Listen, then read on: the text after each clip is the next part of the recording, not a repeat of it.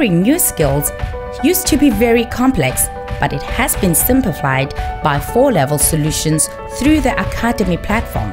Academy is a training tool that offers you the opportunity to take the next step towards your personal and professional goals. With Academy, you can turn any room in your house into a classroom. Academy helps you to access the latest training catalog and offerings from IBM, Microsoft, Oracle, Cisco, CompTIA, VMware, and many more. Access to course materials, best practices and labs, career guide, and staying up to date with certifications. Want to know more about Academy or have training requirements? Please send an email to training@4levels.co.za or call 011-848-6229. With Academy, you are definitely owning your present and empowering your future.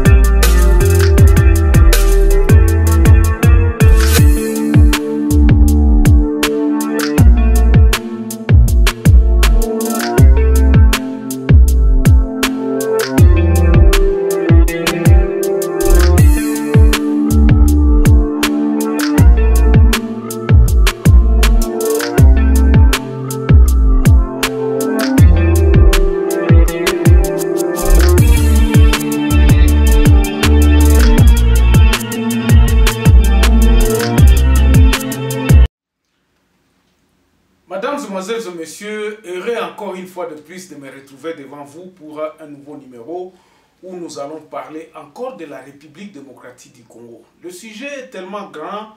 Ici, nous réfléchissons, Mesdames, Mesdemoiselles et Messieurs, sur la Constitution, sur le fondement de notre pays qui est la base finalement où le développement doit s'asseoir. Bandeko soki mboka na biso eza evandite na toloba na mibeko evandite na ba structure moko oyo eza ko permettre unité nationale, eza ko permettre que batu ba se retrouver nation congolaise e kokendeka na bulu yeke kaka. Alors na batu nyonso tu oyo baza koya ko prôner que non tozo sala mboka oyo toko sala boye na kati ya ba conviction na biso nous ne retrouvons pas. C'est-à-dire quoi? C'est-à-dire que même l'intellectuel, on ne touche pas sur le fond. Lelo na émission lelo tokomeka kolobela importance ya identification na kati ya nation. Et c'est là où nous pensons que l'identification c'est une pièce maîtresse où il fallait qu'on poser avant que to makamususu ebanda ko salema. Si le Congolais n'est pas identifié, et l'okomoko est kosalema kate. Donc aujourd'hui nous allons parler des effets positifs, il y a identification nationale. Avant d'aller un peu plus loin, nous allons prendre les grands titres à la une des journaux qui paraissent ce matin sur internet et puis nous reviendrons tout de suite après, excusez-moi. Voici les grands titres à la une des journaux qui paraissent ce matin sur Internet. Nous commençons par élection.net. Rwanda, début de la rencontre Paul Kagame, Félix Tshisekedi à Rubavu. 169 filles violées et engrossées dans le territoire de Lubero. On passe sur actualité.cd. Rwanda, toujours Félix Gisenyi. Et puis Beni, des centaines d'écoliers expriment leur soutien à l'armée en apportant de vivres et non-vivres aux militaires à Mutwanga. Et puis pour Denis Kambaï, il y a des confessions religieuses plaintives. Après chaque cycle électoral, il faut penser à confier au ministère de l'Intérieur la tâche d'organiser les élections. Congo profond, RDC et Génie Chikapawa Mulumba, tante paternelle du chef de l'État, décédé à Johannesburg. Jacques Chimbombo Osimukuna, l'aumônier de Mobutu, n'est plus. On va sur 7 sur 7. Lualaba, la société civile invite Mardochée Nsele à cesser de ternir son image.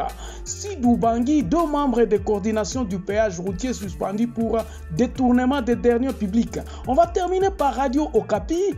2 grands titres, Covid-19, Kindu, ONG Didis distribue des kits préservatifs. Et puis, Lualaba, le gouverneur intérimaire accusé d'entretenir les tensions et les divisions. Ça, c'est le député Chimboj. Merci, on se revoit demain dans un nouveau numéro. Au revoir. Mesdames, Mesdemoiselles et Messieurs, makambo ezako lekana Kinshasa ezaka ko tourner alors c'est pour cela que Mokonga pe na monaka na s'ingérer na ba polémique wana te parce que eloko oyo selon ma conviction que biloko wana nyonso ezako lekana c'est comme ba douleur et enfantement ya mwasi azolinga bota. C'est normal, je trouve ça normal. Okoyoka batu mususu bazolo ba makambo ba jipe oh président Salibo oh nous ne réfléchissons pas. Tout ça qu'on réfléchir exactement sur Fondation Ambo Cannabiso. Et nous ne nous acceptons pas que tout ça n'a erreur. Et c'est là où je me dis que ce qui m'ont conduit à ta moni ba vérité de ce que j'avais parlé hier. À moni que ba mafia zali, à moni que ba biloko oh. Je crois qu'il n'est pas capable de résoudre ce problème-là. Tellement que le mal est très profond, il est difficile à résoudre le problème. Et ça difficile, tu ne peux pas. Il y a Est, oh non, aussi ça Est pour mandat ici là. Non, tu n'auras rien fait. Et puis, donc, solution est. C'est ce que je dis que il faut penser juste. Je crois que tout oh bazapena pour ça koya na pouvoir. Bah oh bazako linga ko conquérir le pouvoir. Que c'est maintenant là qu'il faut commencer à réfléchir. Il y a koloba problème en bo cannabiso ezali wapi. Alors seulement nanga lelo na kubandela ngo na toza na cadre moko awa en Afrique du Sud. Prenons un exemple en voie de développement. Na ba mboka mike o ezako entouré awa na kati ya SADC. Ok na Swaziland, ok na Lesotho, ok na Botswana, ok na Namibie, tu peux aussi aller au Zimbabwe, na Malawi, et je crois aussi la même perspective est la Tanzanie. Na ba pays à SADC, ils sont organisés. Le fondement est quoi quand tu arrives dans ce genre de ce pays? Okokuta, awa spécialement, bon, awa ne nazali. Et je sais que c'est comme ça en Europe. Bande Konangai, si vous n'avez pas une pièce d'identité, tu es nulle part. Eza okosala eloko mon côté. Si tu n'as pas une pièce d'identité qui t'identifie avec un nombre, un chiffre, moi j'ai ma carte d'identité sud-africaine ici. Identité à ma résident. Donc je suis résident ici. Je suis reconnu par l'État. Et là, je suis bien. Donc, si j'ai un passeport à ma résident, donc si j'ai la macamunyoso, donc si j'ai la business, je suis reconnu. Ce qui ont une pièce ou un thé, tu ne peux pas avoir un compte bancaire, tu ne peux pas faire un business, tu ne peux pas étudier, tu ne peux absolument rien faire. C'est dès lors, donc, moi, n'attends wazako botama, bah, pesa kaka 3 jours, aucun de quoi enregistrer, moi, nana, pour azala na pièce d'identité. Vous voyez l'importance oyo mboka oyo et vanana. Nous sommes au début de la construction d'un pays. Bandeko, si vous n'avez pas une pièce d'identité, bah, pièce d'identité, il y a tout un ministère intérieur, inabango awa. Il faut que la première des choses qu'on exige, c'est le ID. Donc l'identité, la pièce d'identité. Et le ID est défini par un chiffre que l'on donne à quelqu'un. Nous les Congolais, nous n'en avons pas. Ma carte d'électeur, c'était des histoires biaisées. Je vous donne cette illustration pour que vous compreniez place Ninyango Nazo Kende Nabino. Je crois que je vais faire ça dans 2 émissions, les Lona Lobby. Ce qui est aussi décidé parce que c'est là où le fondement même du pays. Donc, à chaque naissance, eza inculqué na batu nyonso ba sud-africain awa. Il faut que na ministère affaires intérieures ba enregistrer mwana. Na ba bureau ya ministère intérieur et comment même na ba hôpitaux. Oye ba sali ba peso formulaire mwana remplir forme mwana ale papa na ye ba remplir ba biloko nyonso ekei ministère ya intérieur ebimisio certificat de naissance birth certificate. Na certificat de naissance wana eyaka na numéro d'identité na biso. Biso ba étranger tango toyaka awa soko za na passeport na yo baza na système na bango kaka ya gestion ya population ekotia yo na namba awa ke okoti na Afrique du Sud. Soko okotaki na Cape Town ou enregistré ko yaki na avion. Tango za kokota numéro identité na yo ya passeport na yo ekoti comme un étranger ko yaza kokota. Tango za kokende kosenga babiloko bakosenga yo passeport na yo bakosenga yo numéro identité na yo bien géré. Malgré qu'il y a des failles, je ne dis pas que ça la 100%, mais il y a aussi des failles. Parce que ba ID msusu za la tricher, ba oh mona ba tumsusu ba za ba marier tout ça, mais mutu msusu ba piratage wana ezanga kate. Ezali même en Amérique, même par-ci par-là ezali, mais ça na pourcentage moko muke tellement que système na bango ba sécuriser yango. Pourquoi? Parce que c'est ça le fondement. Fondement ya mboka, base ya mboka eza identification. Mais nous au Congo, nous avons pratiquement échoué. Nous avons échoué sur ce plan-là. Au moment où donc tu échoué, ça nous a créé beaucoup de problèmes. Ça nous a créé beaucoup de problèmes. Pour devenir sud-africain aujourd'hui, nga naza na numéro d'identité, mais naza identifié comme étranger, mais vivant ici comme résident. Si je veux être sud-africain, je vais faire une demande d'avoir la nationalité sud-africaine. C'est individuel. À partir d'un numéro d'identité, nanga ibakoyeba kengai naza mopaya. Naza kosenga. Voici les conditions ya kosala babiloko wana. Et puis babiloko wana ezana ba étage à sécurité. Donc ici j'en parlerai même dans une autre émission, mais c'est impossible, presque impossible à koloba na yibi identité. Ngai naza étranger na komi awa bakoyeba nga kaka parce que tango nazokende par exemple kosenga ou bien kofungola numéro à compte bancaire, les banques pour qu'on t'ouvre un numéro de compte bancaire, il faut oyana pièce d'identité na yo eza valable. Ils ont le mesure de sécurité à vérifier eloko wana partout. Ezala na ba trafic awa tsako na nani na balabala roulage biso bakangaka biso na ndenge nini awa. Isifi kaka uoneshe kitambulisho yako banasema sawa ulifanya hapa hivi ulifanya makosa osala kimbeba awa bazuyo kaka kitansi na bapesio. Jura kokende ko renouveler disque bakoye biso ke ozana ba nyongo boye okoyiko zwa disque te tanke ba nyongo. Et puis le système est verrouillé.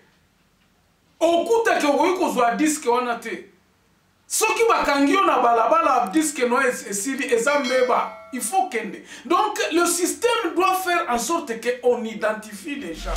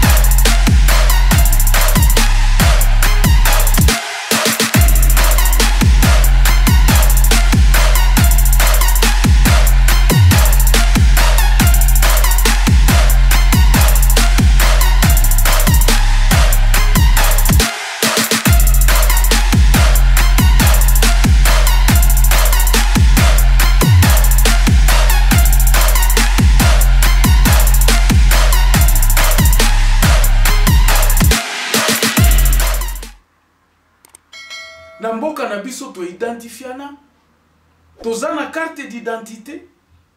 Mais vous allez voir les Congolais en train d'aller en dehors ya kozwa solution ana. Les Congolais partent toujours en dehors. Congolais lingi kozala na il ne veut pas que ça soit qu'on reconnaisse wana que ça solution. Les Congolais ne veulent pas. Même les dirigeants qui viennent, biso to lingi to vandaka na désordre wana. Pourquoi? Parce que nous sommes instrumentalisés par l'extérieur. Nos dirigeants sont, même les députés, même, ils ne réfléchissent pas. D'ailleurs, aujourd'hui, si en 2011 on avait carte d'électeur, je crois en 2006, nous sommes jusque-là dans la carte d'électeur qu'on ne peut même pas vérifier que ça c'est l'original ou quoi que ce soit. Ça n'existe pas chez nous. Ndenge kozwa passeport ezaka na boulou et kaka mafia ezabo et tout ça. Et ça c'est entretenu par nous-mêmes les Congolais. Nous ne voulons pas le sérieux. Alors, identification tukosala ndenge nini? Qu'est-ce que nous allons faire? Voilà la solution que problème yango wana. Prenons si le président de la République, président de la République, si vous voulez réussir votre mandat et éliminer beaucoup de problèmes qui découlent à cause de la non-identification de la population, il est grand temps de prendre le courage de se dire, après Mngai Nalingina Tike la Congolais carte d'identité, oyo bakoki ko vérifier n'importe où. Et que n'a coupé sa politique, moko que non. Je peux savoir combien de chômeurs il y en a. Okoye bandenge nini na mboka oyo batu bazalaka na ba carte d'identité te. Vous ne connaissez même pas combien il y a de naissances et ça kaka chiffre moko approximatif. Mais ici, vous pouvez aller sur le site à Omafez. Ah, au Bakoyeb Sabino, Nani, Grof Nabiso, donc, Tozako croissance démographique Nabiso, ça combien? Bakoyeb Sabino, que non, Namboula, to augmentaki par exemple, na 1%, ou bien Tozalaki na 2 millions ya Batuba Botamaki, ou bien 2 millions Batuba Koufaki, ou bien tout ceci. Bilo quoi les alliés est traçable ici. À cause de quoi? À cause de cette identification. Identification et qu'on permettre biso. Totika na makambo ya koloba ke non mutu ako vérifier ba casier judiciaire ya mutu. Parce que a un système écologio directement ce qui policier o mutu ana za ko saisir. Mutu ya kangio na balabala lobi ke yo mutu kana obi o brila ki ba fait ou bien sala ki boye. Pas numéro na yo kaka place nyo sozo kende ba ko so ozana banyongo il faut futa nyongo ba kolanda yo te. Mais chez nous nous n'avons pas voulu à ce que to comme à niveau ana te biso kaka ba président na biso za kaka ngana lia ngana somba banda kuna ngai ngana kopesa bino corruption partout. Mais nous sommes contents que bâtir système numérique na digitalisation na département wana. Pourquoi ils ont koana ekosimbaté? C'est parce qu'ils ont commencé ça en haut. Je pense que batuana soki baza mayele bandima eloko akosala les états généraux na bandai koloba na lobi les états généraux de territoire devront avoir lieu et prendre en charge ya koloba. Voici maintenant nous pouvons nous identifier. Avant de s'identifier, mais ba état généraux on a batu bakovanda ensemble bakoloba biso toyeba ni to s'identifier na nous. Qui pourra venir s'identifier? Qui est qui dans les territoires? C'est là où ça peut nous amener à identifier batu. Parce que to bandate kaka to tie ministère numérique, to tie boy sans que to ça la identification. Numérique yaka ko s'asseoir likolo ya identification. Batoubaza déjà identifié, les commerces sont identifiés, ils sont faits par qui? Et puis le processus soit né l'andanaka. Mais si vous venez avec le numérique, et ça n'est ndenge tozwaka ba cellulaire hein, ba téléphone cellulaire tozaki na ba filière te ekufaka nango to sauter mbala moko. Mais nous avons il y a des bridges, il y a des choses que nous avons manqué. Ba culture à téléphone ezala qui manquait. Bon, bien sûr qu'on dit que ça facilité, ok, c'est possible. Mais on a dit que digitalisation, s'il n'est pas assis sur des bases de numérique, c'est-à-dire que digital et un numérique, c'est le numérique qui doit d'abord être assis. C'est-à-dire que nous devons avoir tous des nombres, des chiffres. Ba business, ba nini, biloko na nyo si photo codé en haut. Pour que la digitalisation soit un peu facile. Mais si nous commençons que non, département Mobimba, non, ça doit commencer lorsque les gens vont s'accepter. Dans le territoire Balobi, par exemple, biso awa na territoire na biso awa toza na 4 tribus au evandaka awa. Donc, les 4 tribus vont assurer gestion ya nani oyo ya territoire na biso, bakosali sa biso kosala. Je ne suis pas tribaliste, mais c'est ça la réalité. C'est ça la réalité. Moi, je ne peux pas aller commencer à aller identifier les gens qui se trouvent je sais pas, au Kasaï. Les Kasaïens ne peuvent pas aller identifier les Bavira et les Babembe. C'est impossible. C'est ça la réalité que nous devons faire en face. Nous devons prendre et puis tenir compte. Si nous ne tenons pas compte de ces réalités-là, Bandeko, je vais m'arrêter là aujourd'hui. L'obito au continent sous son identification. Quelle est la base? Awa, au comment on a ce qui identification, nous avons les cartes d'identité. Problème à recensement et cause à la sous-souté.